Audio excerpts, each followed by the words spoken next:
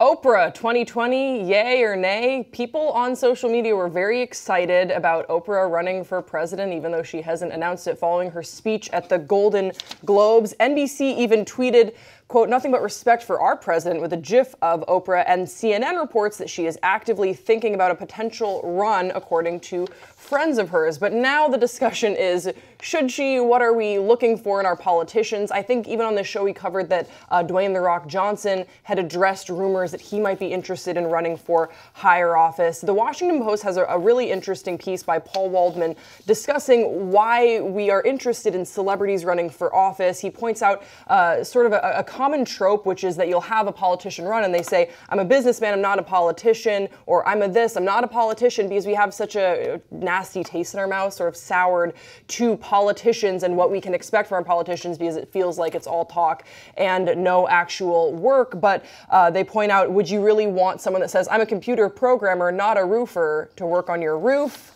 I think that's sort of an interesting comparison. They end with this. Quote, "It's possible Oprah could prove herself worthy of the attention being put on the idea of her running for president, but she certainly hasn't done it yet. And we should all be extremely skeptical unless and until she shows us why, beyond just being rich and famous, she'd actually make a good president." So a little bit of cynicism, a little skepticism here on the part of the Washington Post, but I think that it is a discussion worth having. What are we looking for in our politicians? Is it just that they need to be rich, famous, and beloved by the public? I think that the bar has been set so low by Donald Trump that people on the left now are just, they want their own version. Mm-hmm. Oh, so we're going to have a celebrity, a TV celebrity be on this. And like, look, they're obviously not the same person. And Oprah, without a shadow of a doubt, would be a better president. But why is this the new standard of like who we want to be president? Is like who is the most popular and whatever, instead of who is the most qualified.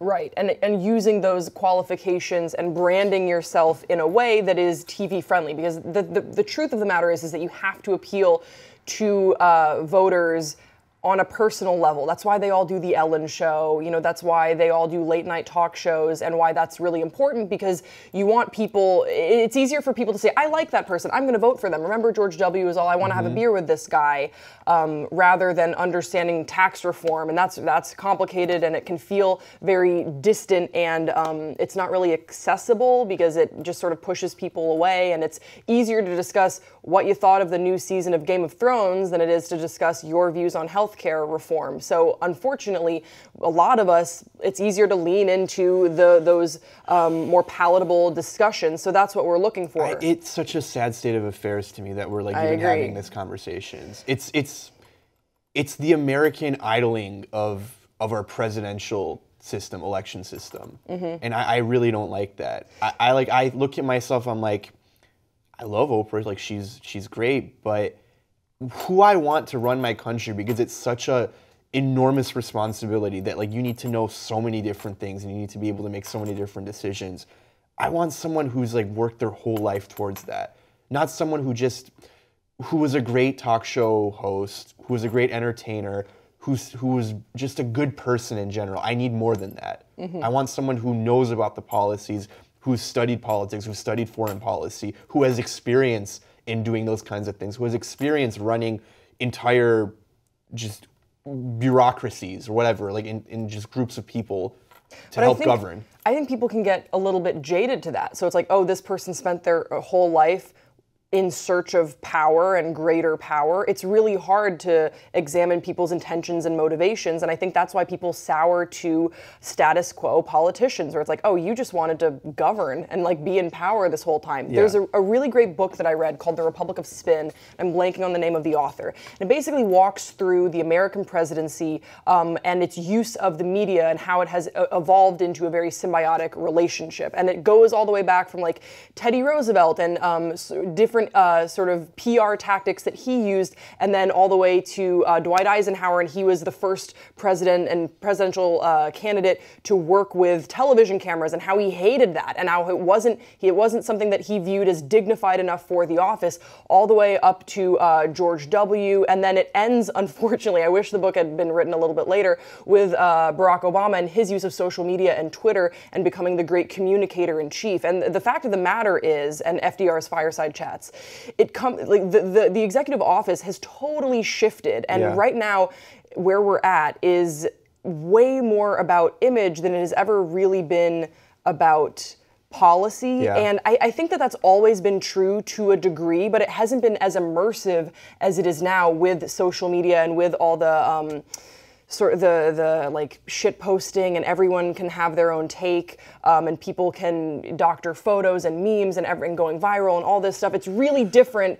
than when you would just get like one drawing in a newspaper that was a political cartoon that painted one candidate in an ugly light. It's like, oh, this guy sucks. But these days it's pervasive. It's all encompassing. So we look for finding another communicator in chief, whoever can control the messaging.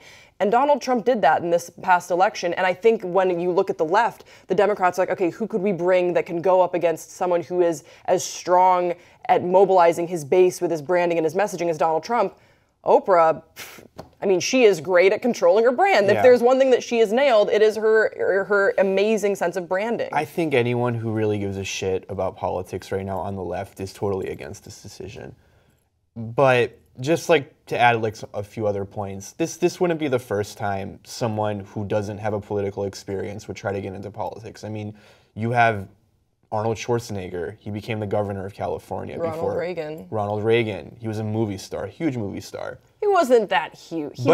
But so the only way that I would even consider Oprah for this is if she first kind of dipped her toes into something else political. Maybe she ran for Senate. Maybe she ran for governor.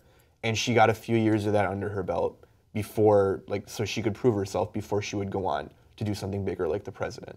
I totally agree with that assessment. I think it's not out of the question that I would ever be excited about an Oprah presidency, but I think that what we know right now is so little about her political experience and her aspirations, and we should expect more from our politicians than just being good speakers that are popular. We can't just run solely based on populism. Yeah, like you gotta have a little needs to be experience. more. Like we need to have like a little bit more standards. Yeah, I get it. I get the hype, but let's expect a little bit more from the people that are running for office. But we want to hear from you guys in the comment section below. What do you think about an Oprah presidency 2020? Yay, nay? Let's hash it out in the comment section. Don't forget to subscribe to this channel, and we will see you next time on Pop Trigger.